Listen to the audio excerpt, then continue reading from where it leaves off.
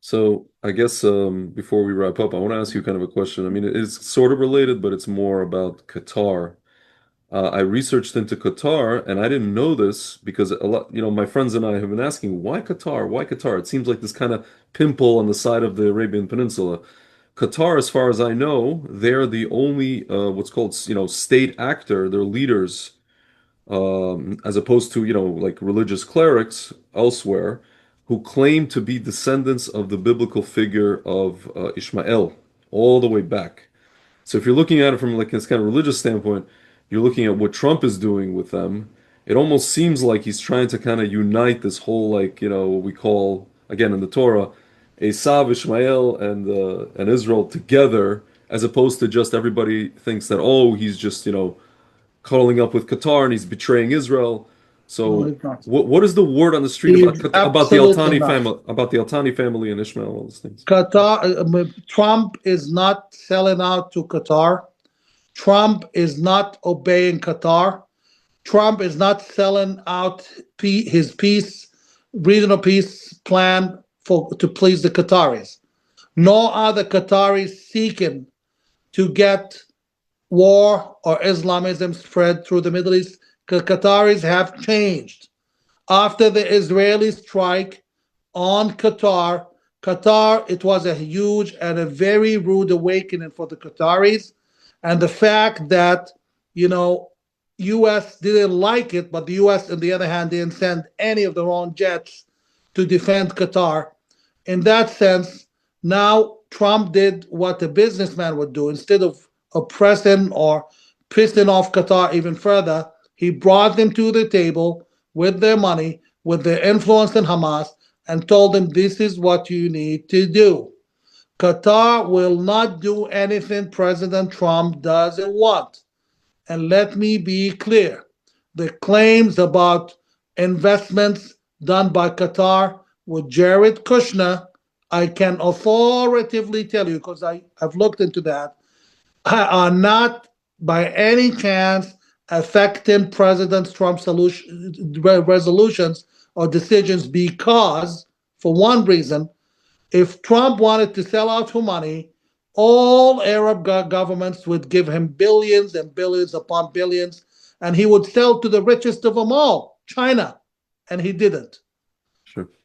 Yes, Mr. Kushner is making a couple bucks doing what he does as a businessman, but on the other hand, it's not affecting Trump.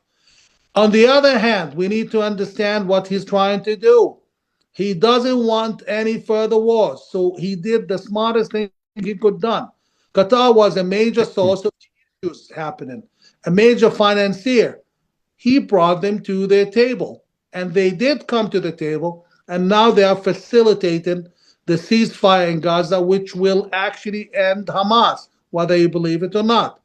On the other hand, compare him to the king of Jordan, who's still nagging Trump, still criticizing the ceasefire, and still insisting that Hamas is coming back, whether we like it or not, according to him.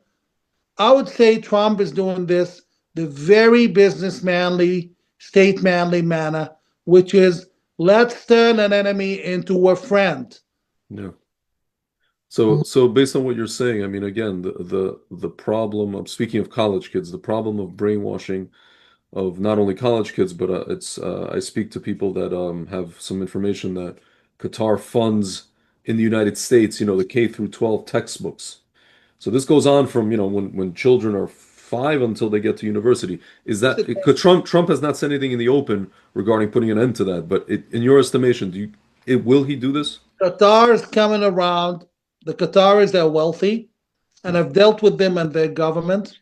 I dealt with members of the Al Thani family directly. One of them went to school in New Hampshire with me, and he remains my friend. The Al Thani family. I'm not pro Qatar. I don't really get anything from Qatar. No money. I'm not in their payroll, and I'm no longer welcome on Al Jazeera. So there's no personal interest to me. But on the other hand, the Qataris are coming around, and things will change. And it's one of the things that the administration has spoken to them. Trump, I repeat, Trump has sent a clear signal to all Arab countries who support Hamas, who support terrorism, who support indoctrination, and who have been causing the balagan, the problems all over the world. When he met them in New York, it was either that you change or change is gonna knock your door. Yeah. Whatever that means. Yeah. That's why at least the Qataris, they have the wits, the intelligence to come around, while some others are still being stupid. Yeah. Jordan, for example. Sure. So, Mudar, I thank you very much for this, just very enlightening sit down. Whether or not people, like agree with you, find what you say to be interesting, or just like, some people maybe dismiss it. I think it's always good to bring a different angle. Actually, the what I call the Arab street angle, as opposed to the mainstream media, kind of a popcorn angle.